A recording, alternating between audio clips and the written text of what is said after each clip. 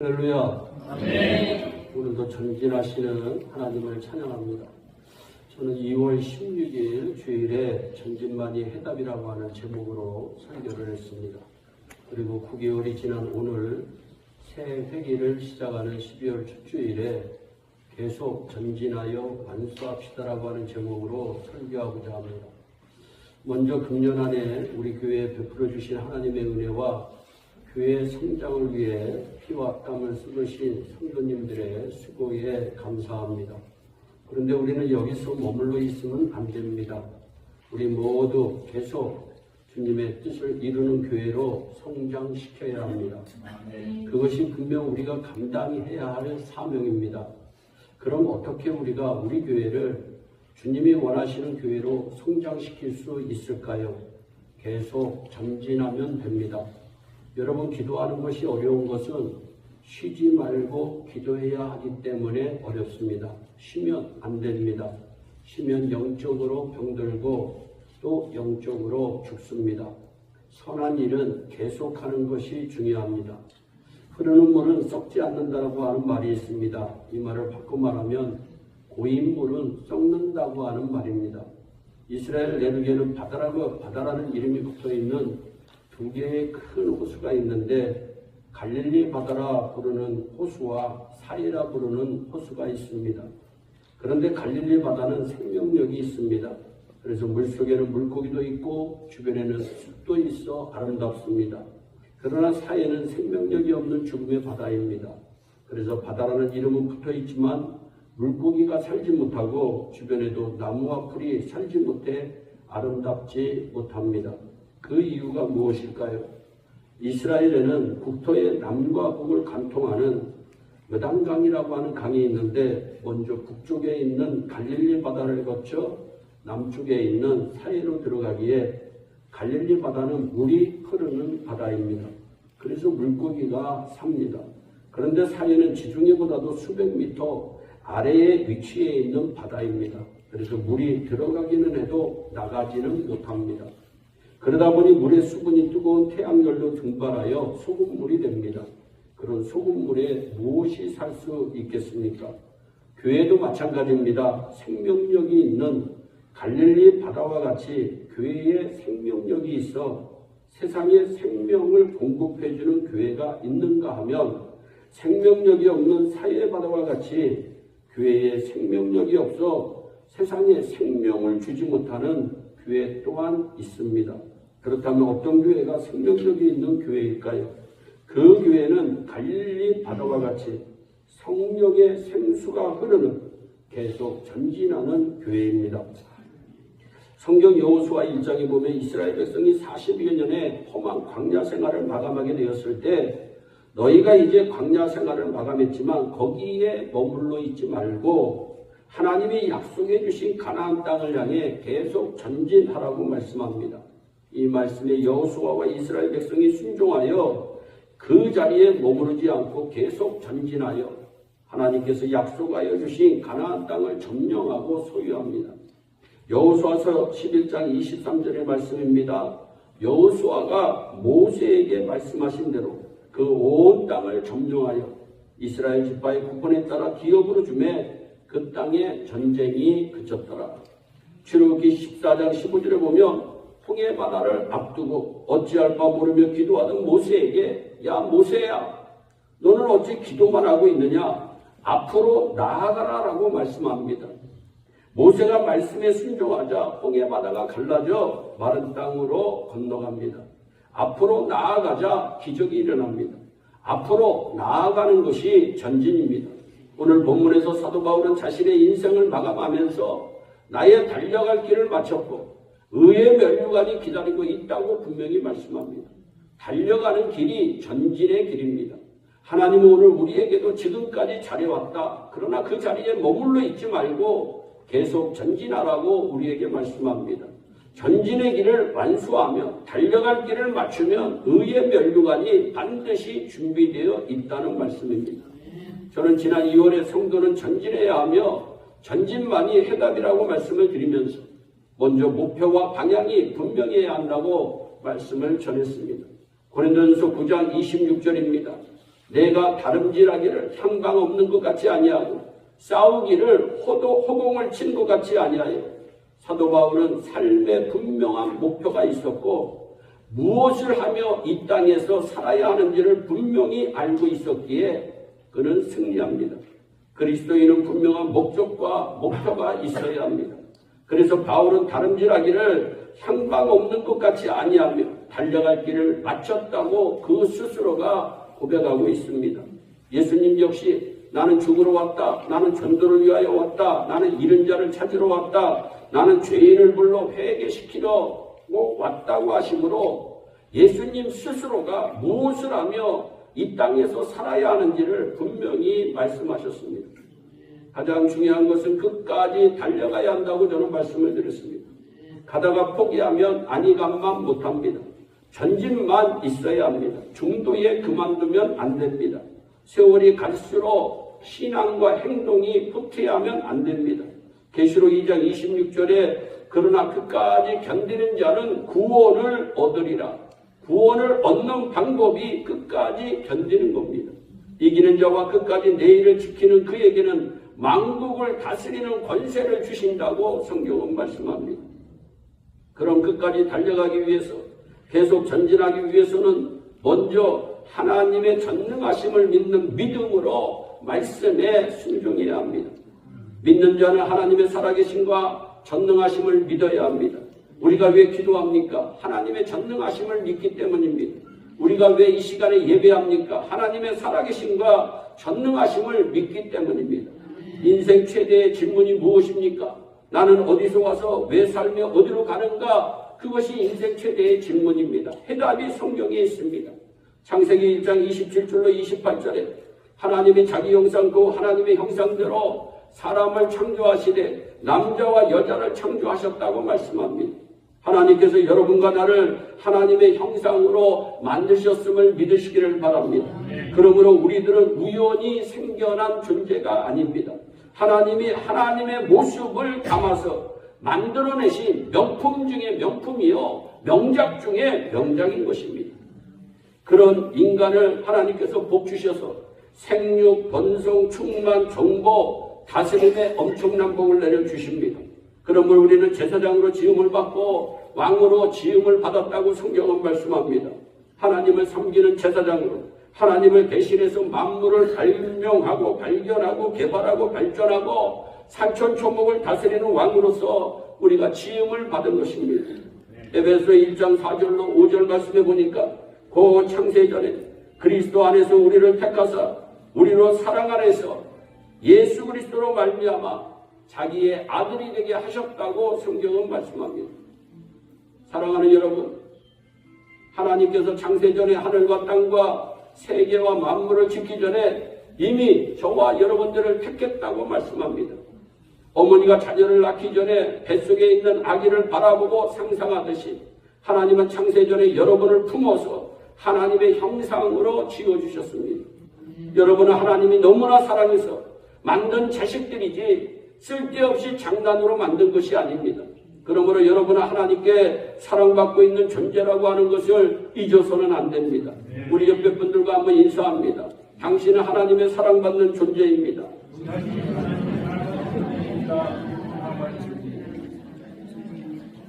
마리 퀴리 부인이라고 하는 분이 계십니다. 여성 최초로 노벨상 하나 타기도 힘든데 이 여인은 화학과 물리학으로 2번이나 받은 대단한 사람입니다. 근데 이 마리 퀴리 부인은 철이 들 때까지 자신은 어머니의 사랑을 받지 못하면서 성장했다고 하는 이 늘 트라우마가 있었어요. 그 이유는 그 어머니가 한 번도 마리 퀴리에게 뽀뽀 한 번 해주지 않았다는 겁니다. 그러나 어머니가 딸에게 뽀뽀하지 않은 것은 그녀를 사랑하지 않았기 때문이 아니라 일생 동안 그 어머니가 폐결핵을 앓고 있었기 때문임을, 그 어머니가 폐결핵으로 죽은 다음에야 마리 퀴리 부인이 깨닫습니다. 우리도 신앙생활하면서 우리 주님의 사랑이 내 곁에서 멀리 떠난 것처럼 보일 때가 있습니다. 고통이나 절망이나 아픔을 전혀 돌보아 주지 않는 것처럼 우리 스스로가 느껴질 때가 있습니다. 그러나 사랑하는 하나님은 우리와 늘 함께 하시는 전능하신 하나님이심을 믿으시기를 바랍니다. 하나님은 이 성탄의 계절에 여러분을 너무나도 사랑하세요. 그래서 이사야서에서는 분명히 보배롭다고까지 얘기하고 있어요. 여러분, 저와 여러분들은 보배로운 존재임을 믿으시기를 바랍니다.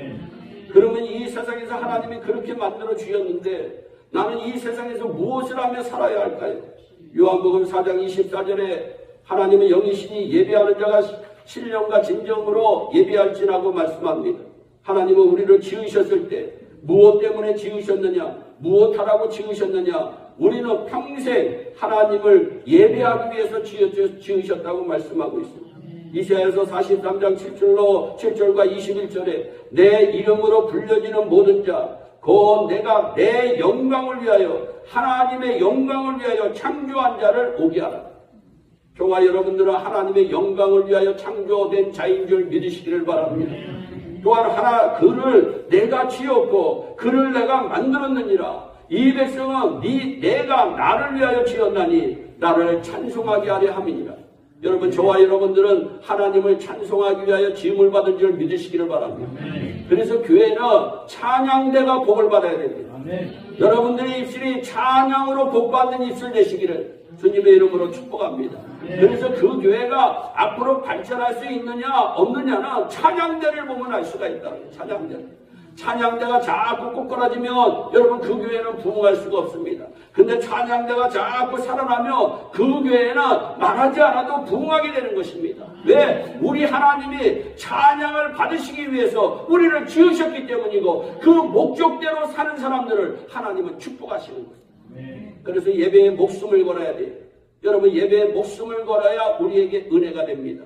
여러분, 찬양에 목숨을 걸어야 우리에게 은혜가 됩니다. 하나님의 영광을 위하여 목숨을 걸어야 우리에게 은혜가 되는 것입니다. 하나님 자신의 영광을 위해서 지었고 하나님의 찬송을 위해서 지었는데 여러분, 요새 살면서 나는 무엇 때문에 사는가 여러분 스스로 생각해 볼 때 나는 한 잔 먹기 위해 살고 있는가? 나는 놀기 위해서 살고 있는가? 나는 잘 살기 위해서 살고 있는가? 나는 좋은 집에서 살기 위해서 살고 있는가? 여러분, 대답을 못합니다. 당신 왜 살아? 물어보면 대답을 못합니다. 오늘이라도 주님이 부르시면 가야 될 인생인데 우리는 그거조차도 깨닫지 못하고 살아가는 어리석은 인생들이 얼마나 많이 있는지 모릅니다. 여러분, 하나님을 위하여, 하나님을 찬송하기 위하여, 하나님의 영광을 예배하기 위하여 지음을 받은 거 믿으시기를 바랍니다. 그래서 마태복음 6장 33절에 그런즉 너희는 먼저 그의 나라와 그의 의를 구하라. 그리하면 이 모든 것을 너희에게 더하시리라 분명히 말씀합니다.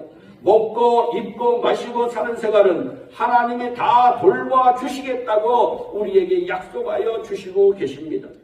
하나님에게는 거짓이 없어요. 사람에게는요 거짓이 있어요.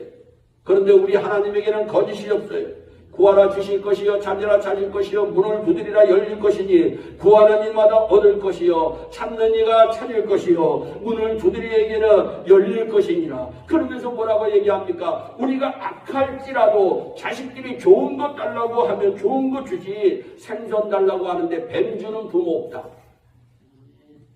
악한 자식 자라도 자식이 좋은 것 가지기를 원하는데 하물며 하나님이 구하는 자에게 좋은 것을 주지 아니시겠느냐고 우리에게 말씀하고 있어요. 우리 하나님은 주시는 하나님이신 줄 믿으시기를 바랍니다. 우리는 그래서 마음속에 기도할 때 하나님이 안 주시겠지 그렇게 생각하고 기도를 하기 때문에 응답을 못 받는 거예요. 나도 모르는 사이에 그렇게 기도하고 있기 때문에 내가 기도해도 아무 소용없어. 기도하면 아무 소용없습니다. 여러분, 의심하고 기도하니까 응답이 없습니다. 하나님이 넘치도록 주실 것이라고 하는 확신을 바라보고 기대하고 기도하시기를 바랍니다. 바라보고 믿고 입으로 시인하면서 기도하면 반드시 이루어지는 줄 믿으시기를 바랍니다. 저는 우리 교회가 하나님의 전능하심을 믿는 믿음으로 하나님의 말씀에 철저하게 순종하는 교회가 된다면 주님이 원하시는 교회, 하나님을 기쁘시게 하는 교회가 반드시 이루어진다고 믿습니다. 여러분, 볼세비키 혁명 때 레닌이라고 하는 공산주의자는 자기에게 공산주의를 위해 부모와 처자와 재산과 생명을 내어놓을 100명만 있다면 세계를 10년 안에 공산화시킬 수 있다고 이 사람은 단언했어요. 공산주의라고 하는 그릇된 이념을 가지고도 레닌이 그런 꿈을 꾸어 이루었는데 전능하신 하나님을 믿고 따르는 우리가 주님의 뜻을 이루는 교회가 되겠다는 꿈을 갖고 믿음으로 하나님의 말씀에 절대 순종하면 반드시 이루어질 줄 믿으시기를 바랍니다. 또한 계속 전진하려면 하나님을 신뢰하고 담대해야 합니다. 중국 진나라 때에 가장 부자라는 이름을 가진 사람은 석이라고 하는 사람이래요. 근데 이분이 너무나도 가난했을 때 길가에서 들고양이 한 마리를 주어서 이 고양이를 자식처럼 정성껏 길렀대요. 근데 이 고양이가 어느 날부터 밤만 되면 땅을 한 군데만 파는 거예요. 한 군데만. 그래서 이 석이라고 하는 사람이 그 고양이가 신기해서 고양이랑 같이 그 땅을 계속 팠대. 고양이도 파고 석도 파고 계속 팠어요. 그랬더니 얼마 안 있으면 뭐가 딱딱하게 뚝뚝 소리가 나오더래. 그래가지고 보니까 지하실이더래. 이렇게 밑에. 그래서 지하실로 들어갔더니 금은보와 희귀한 향도들이 그 안에 가득 찼어요. 세계적인 부자가 되었다는 거예요. 여러분, 이 석이라고 하는 인간이 들고양이를 사랑하고 믿고 신뢰했을 때 부자가 될 수 있었어요. 그런데 하물며 우리는 어떻습니까? 우리는 날마다 전능하신 하나님이라고 얘기해요. 우리 하나님은 무소불능하시다고 얘기해요. 그런데 하나님을 신뢰하지 않아요. 그러니까 내 멋대로 사는 거예요. 여러분, 하나님을 신뢰하는데 어떻게 자기 멋대로 살 수가 있어요? 하나님을 신뢰하지 못하니까 자기 멋대로 사는 거예요. 여러분, 하나님을 신뢰하여 담대함을 가질 때 승리자의 삶, 축복자의 삶이 될 수 있을 줄로 믿습니다. 여러분, 히브리서 10장 35절에 너희 담대함을 버리지 말라. 이것이 큰 상을 얻게 하느니라. 우리가 담대하면 큰 상을 받는다는 거예요. 우리가 믿음 생활하다 보면 어려운 시련을 만날 때가 있습니다. 이러한 때야말로 하나님을 신뢰하고 담대한 믿음을 가져야 될 때 예수님은 일찍이 제자들에게 담대한 신앙을 요구합니다. 요한복음 16장 33절에 세상에서는 너희가 반란을 당하나 담대하라. 내가 세상을 이기었듯이 너희들도 세상을 이길 것이다. 우리에게 위로와 힘을 주는 말씀입니다. 세상은 예수 믿기에 좋은 환경일 때도 있지만 아닐 때가 더 많이 있습니다. 여러분, 그럼에도 그리스도인들은 하나님을 신뢰하며 담대해야 합니다. 사도 바울 역시 디모데에게 두려워하지 말 것을 제안하고 있어요. 하나님이 우리에게 주신 것은 두려워하는 마음이 아니라고 디모데후서 1장 7절에 말씀하고 있어요. 우리도 믿음의 담대함을 가집시다. 가정에서, 직장에서, 학교에서, 삶의 현장에서 담대함이 넘쳐나시기를 주님의 이름으로 축복합니다. 또한 우리가 계속 전진하려면 인내해야 합니다. 신문사 기자가 장수하는 분들에게 얘기했대요. 100세가 넘으신 노인분들에게 어떻게 당신들은 장수하고 있습니까? 그랬더니 장수하는 사람들이 공통적으로 하는 말이 첫째, 담배 피우지 않는다. 둘째, 과식하지 않는다. 셋째, 일찍 자고 일찍 일어난다. 그러니까 이 기자가 이거 너무 식상하고 뻔한 얘기 아닙니까? 대답했대요. 그러자 노인이 대답하기를 그런데 사람들이 끝까지 하지 않아. 중대에 포기하는 거야. 여러분, 우리도 다이어트 한다고 사람들이 얼마나 운동 많이 합니까? 근데 끝까지 잘 못한다는 거예요. 그러니까 다시 요요 현상으로 다시 몸무게가 늘어난다는 거죠. 여러분, 끝까지 여러분 기도를 계속하며 다 능력의 사람이 됩니다. 근데 계속 못해요. 끝까지 하는 게 얼마나 어려운지 몰라요. 여러분, 그래서 저와 여러분들이 무엇이든지 끝까지 인내할 때 좋은 성과를 거두게 되는 거예요. 좋은 성과가 일어나는 겁니다. 히브리서 10장 36절로 37절에 너희에게 인내가 필요하다. 왜냐하면 너희가 하나님의 뜻을 행한 후에 약속하신 것을 받기 위해서다. 그러니까 약속하신 것을 받기 위해서는 우리에게 반드시 인내가 필요해요. 여러분들의 가정이 행복하다면 누군가 인내하고 있는 줄 믿으시기를 바랍니다. 여러분들의 주변이 사이가 인간관계가 좋다면 누군가 그 중에 인내하는 사람이 있기 때문이에요. 여러분, 내 멋대로 사는 사람이 있고 내가 하고 싶은 말 다 하면 인내가 없는 사람은 절대로 좋은 관계를 이루갈 수가 없어요. 여러분, 이것이 세상의 진리입니다. 또한 하나님도 인내가 우리에게 얼마나 필요한지를 우리에게 말씀하고 있어요. 신앙생활 할 때도 인내가 필요해요. 여러분, 히브리서 11장을 믿음장이라고 얘기해요. 근데 11장에는 믿음의 사람들이 많이 나와요. 이들의 공통점을 가만히 묵상해 보면 다 인내. 여러분, 아브라함은 75세에 하나님의 부르심을 받았어요. 그러나 25년 동안 인내의 삶을 삽니다. 이삭은 모리아산에서 죽음의 시련을 인내합니다. 야곱은 20년 동안 예삼촌의 집에서 인내의 세월을 보냅니다. 꿈의 사람 요셉은 여러분 13년 동안 노예 생활과 감옥 생활로 인내의 삶을 보냅니다. 무엇보다도 욥의 인내는 대단합니다. 욥은 하루아침에 10명의 자녀 잃어버리고 재산 잃어버리고 온몸에 피부병이 생겨 만신창이가 되었습니다. 다른 모든 것 다 잃어버렸습니다. 그러나 그는 사탄의 혹독한 시험 앞에서 인내한 사람인 줄 믿으시기를 바랍니다. 그는 끝까지 인내했기 때문에 결국 갑절의 축복을 받았음을 우리는 너무나도 잘 알고 있습니다. 영국의 청교도 가운데 존 버년이라고 하는 유명한 사람이 있어요. 그런데 이분이 복음을 전파하다가 핍박을 받고 투옥이 됩니다. 그런데 감방에 갇혀 있으니까 얼마나 답답한지 몰라요. 너무 참고 견딜 수가 없고 인내하기가 너무나도 힘이 들었어요. 그에게는 감옥 생활이 지옥처럼 너무 고통스러웠어요. 그래서 하나님께 기도하기 시작했어요. 하나님 제발 저를 건져주세요. 하나님 제발 저를 끝내주세요. 꺼내주세요. 하나님 제발 이 장소에서 나를 구원해주세요. 눈물 뿌리며 하나님 앞에 기도합니다. 어느 날 이상한 음성이 들려옵니다. 내 은혜가 네게 족하다. 내 은혜가 네게 족하다. 내 은혜가 네게 족하다. 3번씩이나 똑같은 음성이 존 버년에게 들려옵니다. 그런데 신기하게 그 순간 마음에 평안을 얻습니다. 그리고 감방이 안방처럼 아늑해지고 참고 인내할 수 있게 됩니다. 그는 감옥에 무려 12년 동안 갇혀 있었지만 평안히 기도와 묵상에 전념할 수 있었고 감옥에서 그가 쓴 책이 바로 성경 다음으로 사람들이 많이 읽었다고 하는 철로역경이에요. 그러니까 인내가 철로역경이라고 하는 어마어마한 책을 만들게 된 거죠. 우리에게도 인내가 필요해요. 그런데 언제까지 인내해야 합니까? 성경은 우리 예수님 다시 오실 때까지 인내하라고 말씀하고 있습니다. 여러분 야고보서 5장 7절에도 그러므로 형제들아 주의 강림하실 때까지 길이 참아라. 신앙생활은 인내와의 싸움입니다. 기도하고 싶지 않지만 인내하며 기도하는 거예요. 사랑하고 싶지 않지만 여러분 인내하며 사랑하는 거예요. 용서하고 싶지 않지만 여러분 인내하며 용서하는 거예요. 바울은 표대를 향하여 날마다 전진하는 삶을 삽니다. 여러분 예수님은 누가복음 9장 62절에 손에 쟁기를 잡고 뒤를 돌아보는 자는 하나님의 나라에 합당하지 아니한다고 말씀하고 있어요. 이 말씀은요 저는 신기하더라고요. 여러분 손에 쟁기를 잡고 뒤돌아가는 것이 아니에요. 뒤돌아가는 것이 아니에요. 여러분 뒤돌아보기만 해요. 뒤돌아보기만 해도 하나님의 나라에 합당하지 않다고 하는 무서운 말씀이 있습니다. 그런데 노새 쳐보세요. 뒤돌아보다가 소금기둥이 됩니다.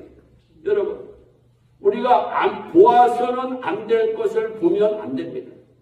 여러분 이 세상에서 가장 무서운 게 안목의 정렬이에요.